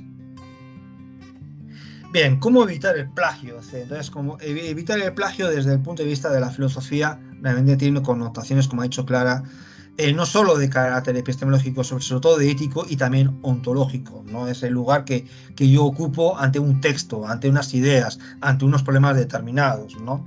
Y esto es un poco lo que ya establecieron los padres de la filosofía, como Platón y Aristóteles, que es el pasar de la opinión a la episteme, de la copia de lo que dicen otros, repetir lo que dicen otros, a lo que yo digo, o sea, hacia un pensamiento que es propio, que es crítico. O sea, todos nosotros queremos formar estudiantes críticos, también tenemos que ser muy cuidadosos y tenemos que ser también muy estrictos con este tipo de temas, ¿no? Porque realmente no hay pensamiento crítico si no es propio, si no es elaborado por una persona. Entonces, por eso, una cosa es pasar de la copia a texto argumentativo. ¿Dónde vamos a encontrar la argumentación? En la defensa de un texto escrito, ¿no? Entonces, es un tema de argumentación, sí. Por eso, realmente, el padre de lo que es del texto académico es Aristóteles. ¿Por qué? Porque tiene una argumentación exquisita, utiliza un método deductivo. Ya hemos visto, por ejemplo, en el esquema anterior, cómo hay todo va de lo general a lo particular, ¿no? Entonces, y eso sucede con todos los textos, y eso es una forma también, es una metodología y es un estilo que es el que ha predominado en Occidente. Si nosotros recurrimos a textos académicos de la India o de China, vamos a ver que tienen otro tipo de metodologías. Eso no quiere decir que sean inferiores, sino que realmente son otros estilos también de acercarnos a ciertas epistemes, ¿no? A ciertas ontologías, que son muy diferentes. Entonces, lo gran importante, y esto también yo lo he señalado Clara, ¿sí? Cuando nosotros estamos ante un texto o nosotros queremos posicionarnos académicamente con un texto, es diferenciar con absoluta claridad mi propia voz de la de otros. Eso es fundamental en una investigación. Si yo, por ejemplo, estoy leyendo un trabajo académico y realmente estoy leyendo las conclusiones y en las conclusiones no detecto la voz del autor, eso es como decir, bueno, si las conclusiones son muy bonitas, pero ¿de quién son esas conclusiones? Por ejemplo, hay unas conclusiones, y es algo que es complicado, cuando uno hace una tesis o cuando hace un trabajo final y llega a las conclusiones, no es hacer un resumen, ¿sí? Porque a veces vemos que hay conclusiones que son muy similares a la introducción o al resumen. No, es algo muy diferente. ¿Sí? La conclusión es ir más allá a menos de la tesis, es ir más allá, no es repetir lo que yo he indicado en el texto, ¿no? Entonces, las conclusiones implica, y ahí es donde nosotros deberíamos de encontrar la propia voz del autor con absoluta claridad. Para eso hay diferentes recursos retóricos. Yo llego a la conclusión. Sí, Analía. Gracias, Iñaki. Discúlpame, no sé si hice bien en interrumpir, pero acá viene una consulta respecto a lo que estás mostrando. Si yo uso ideas de un autor, de varios autores que me representan plenamente, representan mi pensar, tienen conceptos que necesito utilizar, pero los aplico para un trabajo en un lugar distinto a todos, donde no hubo otros autores que hablaran de ello, yo si bien estoy usando esa información, estoy haciéndolo en un espacio o analizando recursos o factores de un lugar donde nadie estudió. Claro. En ese caso, ¿me entiendes? Como que lo inédito es el espacio que estoy analizando. No hubo autores que hablaran de eso, suponte una localidad. ¿Hay aporte real con mi trabajo? ¿O es solamente una cosa así quería preguntar? Sí, yo creo que lo que estás mostrando es un poco también los límites de la academia y de la ciencia, ¿no? Thomas Kuhn habla del concepto de paradigma. Es decir, si yo voy a publicar, por ejemplo, ¿no? Sí, imaginemos que yo voy a escribir un texto de agroecología, ¿no? Pero lo llevo a una revista que claramente veo yo los artículos y es absolutamente cuantitativa en la revista. Pues evidentemente ese trabajo va a ser rechazado. Va a ser rechazado porque van a decir, bueno, ese texto que usted ha enviado de agroecología, donde la ética, los valores, las epistemologías del sur son muy interesantes para el ámbito de la agroecología, pero aquí no dan lugar, no son pertinentes, no las consideramos pertinentes. Es decir, que realmente la ciencia o el académico o el revisor no es objetivo, no hay objetividad, ¿no?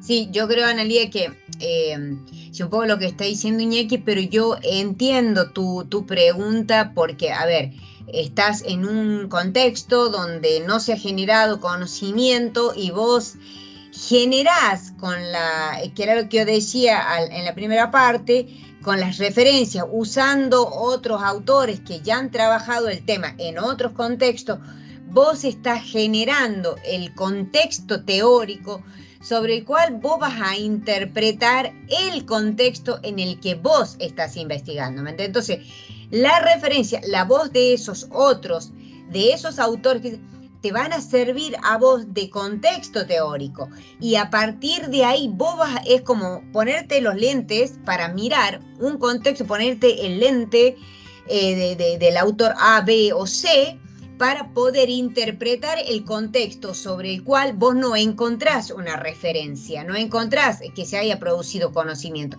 En ese sentido, vos estás estableciendo ese diálogo que yo decía con las fuentes, pero de ahí vos vas a hacer escuchar tu voz, de esa interpretación de los autores, del contexto, que son tus fuentes, del contexto teórico, para interpretar tu contexto.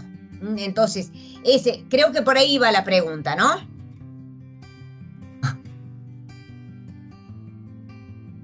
Sí. Bien. ¿Para sí, qué? Sí, perfecto. Sí, a mí me pasó un proyecto de investigación en Chile, me lo echaron para atrás. Precisamente uno de los principales argumentos era que no había bibliografía alemana, no cité a ningún filósofo alemán.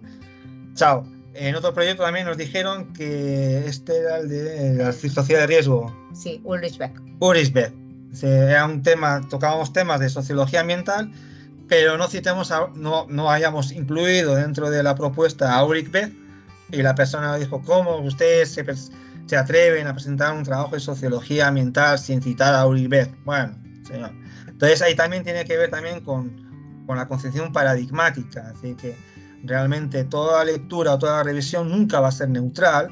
Hay personas, por ejemplo, en el ámbito educativo que odian a Bourdieu, y si aparecen referencias de Bourdieu que dirán, no, Bourdieu está pasado de moda, es francés, que vienes aquí con ese autor continental. Entonces eso también puede pasar, ¿no? Entonces, pero bueno, es la academia no es perfecta, es muy subjetiva, es decir, hay muchos egos, entonces... Pero igual es linda. Pero bueno, pero es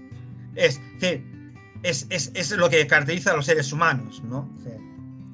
Estas imperfecciones que nos hacen pues, más perfectos que las máquinas. Bien, seguimos. Otro elemento, que esto realmente son sugerencias para que cuando uno va a redactar un texto, O cuando nosotros vamos a decir a nuestros estudiantes, bueno, yo quiero que ustedes redacten un texto, estas consignas tienen que estar claras, ¿no? Por ejemplo, ¿qué pienso yo? ¿Qué piensan otras personas? ¿No? Y cuando yo voy a redactar, pues te digo, bueno, yo pienso que, por ejemplo, que la agroecología es interesante, tal como lo dice tal persona en este sentido. Entonces, ese diálogo entre lo que yo pienso y lo que piensan otras personas tiene que estar de manera explícita, porque el problema es que cuando nos dicen, por ejemplo, en una defensa, a ver, ¿esto lo piensa usted o lo piensa otra persona? Porque en el texto no está claro, ahí estamos con problemas, ¿no? Por eso, lo que decía Clara, todo texto académico es un texto de diálogo con la comunidad académica. De hecho, ahí también entra el concepto de paradigma de Kuhn. Entonces, en función en qué comunidad estoy yo, me inserto yo, voy a tener que tener un discurso determinado. Entonces, si ahí soy muy innovador, probablemente esa innovación puede que sea aceptado o puede que no. Y ahí entro ya en zona de riesgo. Bien, si yo estoy utilizando textos de otras personas, las tengo que indicar con la fuente exacta, de tal manera que cuando yo estoy leyendo y veo esa referencia, pueda encontrar ese texto. De ahí la importancia de referenciar correctamente. Que la referencia tiene que estar con tanta claridad que yo pueda verificarla, porque a veces el revisor verifica las fuentes, ¿no? Y si se ha equivocado, bueno, ahí realmente si usted se ha equivocado de la fuente, por favor verifique. Yo he intentado buscar esa referencia y no la he encontrado, con lo cual eso es grave. Las ideas de otras personas indicando su procedencia, es decir, una cosa es cuando son textos, pero también cuando son ideas. Es decir, si yo voy a hablar del racionalismo, y no indico a ningún referente del racionalismo, pues me dicen, bueno, usted está haciendo referencia al racionalismo, pero ¿a qué tipo de racionalismo? ¿Al racionalismo francés o al racionalismo alemán? Claro, si no lo tengo claro, esa pregunta, si no la sé responder, no, al racionalismo alemán. Ah, bueno, entonces, ¿por qué no cita a Leibniz, por ejemplo, no? Parafraseando los textos de otras personas indicando la fuente. Esto es de la sugerencia que hizo Umberto Eco. Umberto Eco escribió en su época un gran texto, lo que es cómo escribir una tesis, que hoy en día se ha quedado desfasada porque, claro, en aquella época la informática, pues, bueno, estaba en sus inicios, ¿no? Y entonces él se manejaba con fichas. Hoy en día esas fichas nosotros las manejamos con el Zotero, en Node, con el ProSite, etcétera, etcétera, ¿no? Y él dice, la cuestión del plagio es una cuestión de vagancia intelectual, ¿no? Porque si yo quiero meter lo que dice una persona, porque yo lo puedo parafrasear, pero claramente indicando la fuente, entonces a veces tengo que haber entendido el texto que claro, parafrasear indica, lo que dice esa persona, pero tal como yo lo estoy entendiendo, y eso es súper importante, porque a veces puede que lo entienda bien y puede que lo entienda mal. Podemos encontrar textos, de hecho un texto de ecocrítica, una persona que metió a Lovelock y realmente no lo comprendía muy bien a Lovelock porque conceptualmente estaba errando, estaba hablando de hipótesis cuando tendría que hablar de teoría, ¿no? Entonces hay uno si conoce bien el tema se da cuenta de cuando estás parafraseando si parafraseas bien o parafraseas mal. Eso cuando nosotros dominamos un tema. Y realmente esto es un tema de argumentación, es cuando yo respaldo mis ideas con las de otros autores.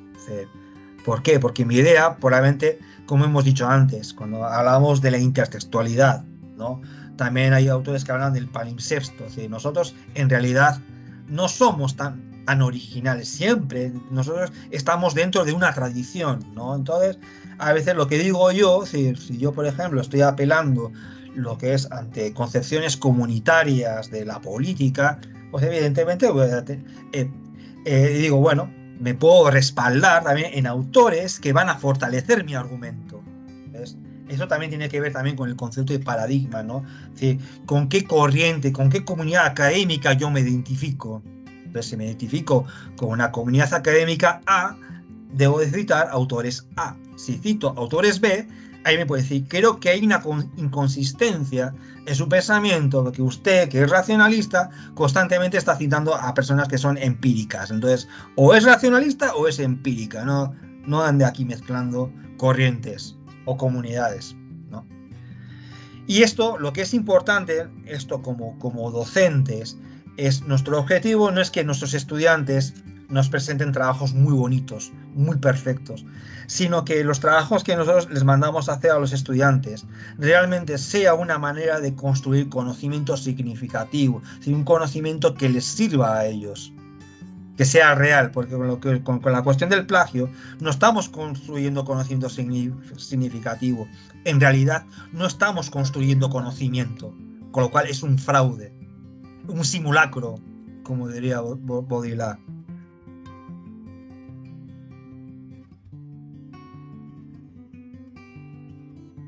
Bien, técnicas para descubrir el plagio. Bien, eso ya lo hemos visto en el ejemplo que he puesto de ejemplo. En lo primero que yo me fijo personalmente son en las inconsistencias en la redacción. Por eso, cuando nosotros leemos un trabajo de alguien, de X persona, me tengo que fijar muy bien cómo está redactada, si hay una redacción que es continua, si hay discontinuidades en la redacción, si hay párrafos que están muy bien escritos, párrafos que están muy mal escritos, obviamente hay algo raro. Ahí ya empieza a saltar la alarma. Luego también, cuando aparecen símbolos extraños, por ejemplo, verán ese circulito entre paréntesis, eso suele suceder cuando nosotros copiamos y pegamos y somos torpes y por lo tanto no estamos y aparecen esos simbolitos, ¿no? Entonces aparecen esos simbolitos, esto es señal inherente de que ha copiado directamente y encima no la ha editado. O pasamos el mus o el ratón y de repente hay una palabra que está linkeada, aunque esté todo negro y sin el subrayado, pero hay palabras que están linkeadas. Eso nos pasa también muy típico cuando copiamos de Wikipedia, ¿no? Que aparecen links. Entonces, claro, uno clica ese link y te lleva justamente al lugar donde la persona ha obtenido la información. Es como que realmente como de autorrevelación, ¿no? Sí. Luego, muy importante, conocer la escritura de los estudiantes, esto en lo que es en nuestro rol de docentes. Conocer la escritura de los estudiantes es muy importante para ver realmente si nos presenta un texto perfectamente redactado, cuando en los trabajos de clase o los exámenes están plagados para la ortografía, bueno, eso también, aunque hoy en día el Word nos ayuda bastante. Luego también, por ejemplo, yo le llamo San Google, ¿no? Porque San Google también te responde a todos tus pedidos, ¿no? Yo pillo una oración al azar que está bien redactada, le pongo entre comillas, lo pongo en San Google y aquí tenemos el resultado, ¿no? Justamente esta oración, que era el primer ejemplo que yo había puesto, evidentemente le estaba sacado del concepto de ciencia de Wikipedia y nos lleva directamente, aquí aparece en negro, en negrita, aparece la coincidencia. En este caso es una coincidencia como nos indicaba lo que es el programa de plagio de un 100%. Y luego el Word, nosotros los docentes que estamos en la UNDEC, si accedemos lo que es desde nuestro correo institucional, si no tenemos un Word autorizado, lo que es actualizado, desde el correo podemos acceder al Word, a un Word totalmente actualizado. Y en el Word actualizado encontramos este editor. Entonces clicamos en editor, vamos a similitud y realmente nos va a llevar también, es un sistema también de antiplagio muy efectivo. Muy efectivo, también nos va a dar porcentajes. También el editor nos sirve también para lo que es para corregir errores de gramática, vocabulario. Es un buen instrumento, pero también es un instrumento para detectar plagio, ¿no? Esto en cuanto a lo que es a las técnicas más o menos artesanales, sin tener que tenemos a mano, pero realmente lo que es la primera alarma para mí es la inconsistencia. Y aquí tenemos diferentes páginas donde podemos descargar programas, lo que es realmente para poder chequear, ¿no? Entonces ahí podemos, en estos programas, algunos están limitados, otros no, podemos subir el documento entero. Claro, si es un documento muy extenso, ya vamos a tener algunos límites, pero si son trabajos de 2, 4, 6 páginas, tranquilamente. Y también algunos funcionan bien, otros no funcionan tan bien. Esto sería un poco poco todo lo que hemos ido viendo. Bien, preguntas, dudas. Luján, veo que la mano levantada. Sí, ¿sabes qué? Quería consultar sobre esos softwares que nos mostrabas al final. ¿Cuál de esos recomendás para usar? Porque yo personalmente no utilizo ningún tipo de software. Lo que es, por ejemplo, con los estudiantes de primero, no hace falta someter a software, porque si uno lee con atención el trabajo, la mayoría de las veces es bastante obvio. Obvio, ¿no? Y bueno, pero yo creo que, y a veces uno va entrenando, también lo que es participar en revisiones de tesis, en revisiones de artículos, también te da cierta agudeza visual, ¿no? Entonces es como a veces la radiografía, los médicos ven todo, yo a mí das una radiografía, no veo nada. Me pasa también con los textos, igual lo que es también la formación en la filosofía, en la que analizamos con mucha precisión el lenguaje, pues también a veces cuando también nos ayuda, ¿no?, a descubrir cosas que nos hacen como ruido, ¿no? Los software que mejor funcionan son de pago. Por eso en las universidades automáticas no pierden el tiempo. ¿Qué pasa el software de pago? Bien, pasó, libró. Pero luego hay cosas también que también insólitas. Imagínense que ustedes escriben un trabajo y bien, lo publicáis en internet, y hay una persona que plagia parte de ese trabajo. Pues a veces el propio Google te indica, oye, que hay una persona que te está citando. Entonces tú vas a ese trabajo y no ves que te han citado, pero reconoces que partes que son tuyas. Entonces, hoy en día, cuando nosotros estábamos subiendo los trabajos a internet, puede que igual que los evaluadores no te pillen, pero te puede pillar el autor, porque le puede llegar indirectamente. Indirectamente te puede llegar, ¿no? Imagínate que la persona ha tenido la torpeza también de que uno se ha autocitado en el trabajo y te copia la parte donde uno se ha autocitado, y a mí automáticamente me va a llegar al Google. El Google académico me va a llegar, oye, que una persona te está citando. Voy a ver cómo me ha citado y veo que realmente no es que me ha citado, sino que me ha plagiado. ¿Entendés? Entonces, tenemos muchos riesgos, sí.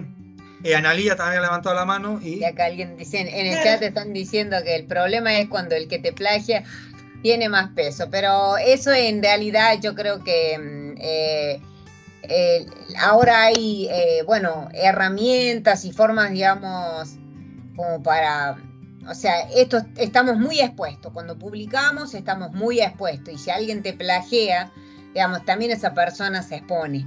Entonces, por ahí, digamos, ser un big name, como dicen en inglés, ¿no? Puede ser algo complejo, pero también es verdad que a los big names también están igualmente expuestos que los que tenemos nombre pequeñito, y eso también, digamos, puede jugar a favor de las personas que al final te terminas sintiendo, digamos, que te han plagiado y han cometido una deshonestidad intelectual ante tu propio trabajo, ¿sí? Así que, pero bueno, sí, es un tema más bien de carácter político, pero yo personalmente creo que la exposición en las redes sociales, en el mundo de internet, a nadie le hace gracia que te digan, mira, no sé, fulano de tal plagió, y bueno, y ahí, digamos, es un lugar de mucha exposición, ¿sí?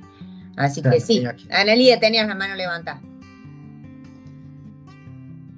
Sí, a ver, sí. Si hay otra persona para preguntar, cedo lugar. Pero estaba pensando, eso, o sea, te detectan el plagio, a ver si me sacan de la ignorancia, ¿no? Siempre y cuando vos publiques en un espacio internacional o algo así. Porque, por ejemplo, yo publico en un congreso. No sé cómo me van a detectar, ¿me entienden?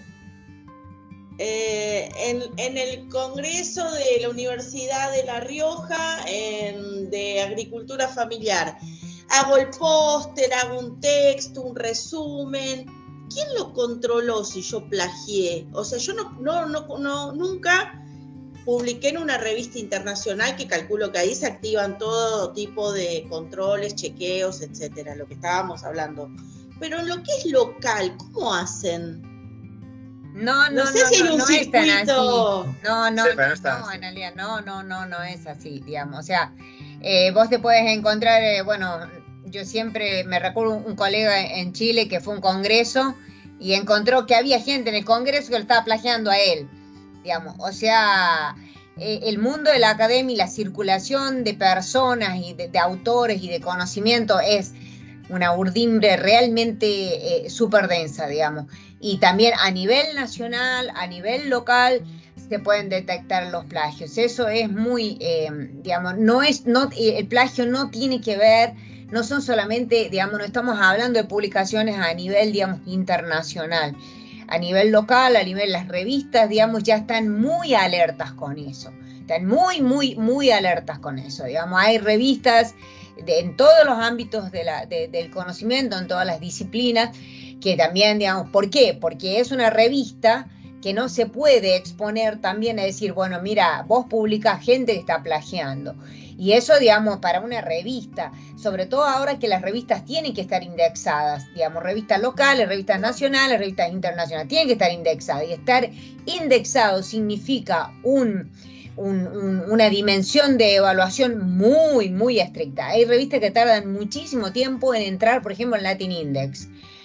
Y eso es someter a la revista a una evaluación muy intensa, muy fina, muy aguda. Eso no quiere decir que estén exentos de, pero no. Es cosa seria y vos te podés encontrar realmente en un congreso, alguien está diciendo, está plagiando tu propio trabajo. Y aunque sea un congreso chiquitito, en el lugar, digamos, más perdido, que por ahí llaman a otro, ¿quién va a ir? ¿Qué va a ir esta persona a ese congreso? Y justo fuiste y te sentaste ahí. Además, pero yo creo que lo importante, que es un poco, primero es una cuestión de actitud.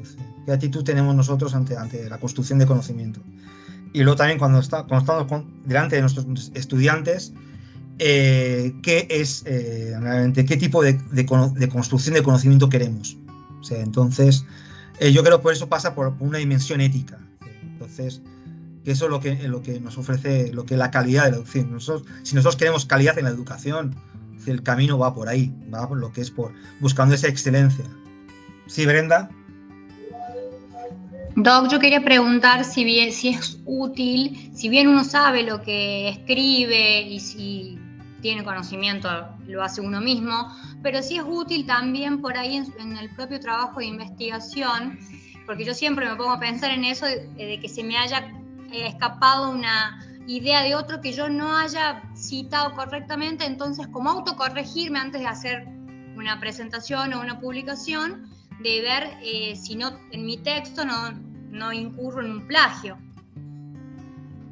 Sí, bueno, para eso también, digamos, es muy importante la lectura de los pares. Por eso siempre, digamos, escribir y publicar, escribir sobre todo es una tarea solitaria, pero debemos, digamos, salir un poco de eso y siempre, digamos, pedir a los pares una lectura, que te lean, porque eso realmente es una de las formas que tenés como para poder, y sobre todo gente que está trabajando en el ámbito tuyo, porque, digamos, si vos, digamos, en el ámbito del derecho y en el ámbito específico que tú estás trabajando, la otra persona que no está conociendo, que no es conocedora de ese tema, ahí, digamos, no vas a encontrar mucho, ¿sí? Sí.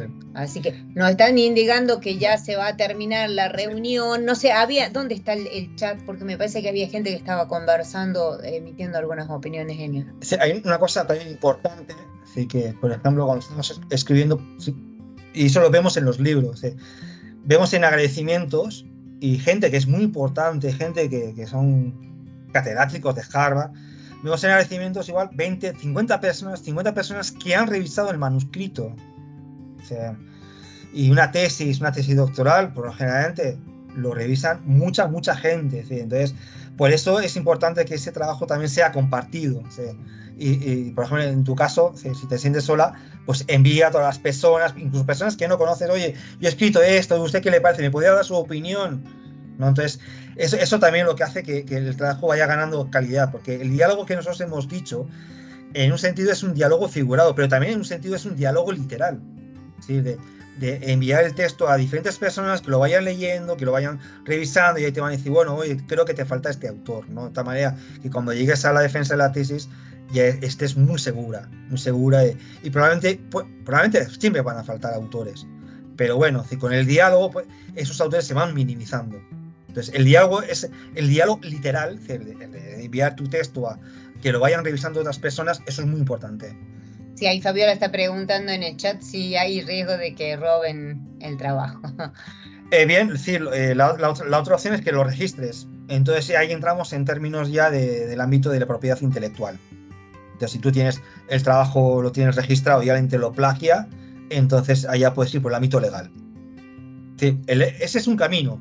Si te lo plagian en la academia, evidentemente, si llamas a asesoría legal, llamas directamente al rector, usted se está exponiendo a este problema, pues yo voy a demandar a la universidad, bueno, entonces... o a la revista donde sale. Si tienes una revista, llamas a la editorial directamente por teléfono y la cosa va a ser expedita, rápida va a ser. Sí. Así que... No sé quién estaba levantando la mano.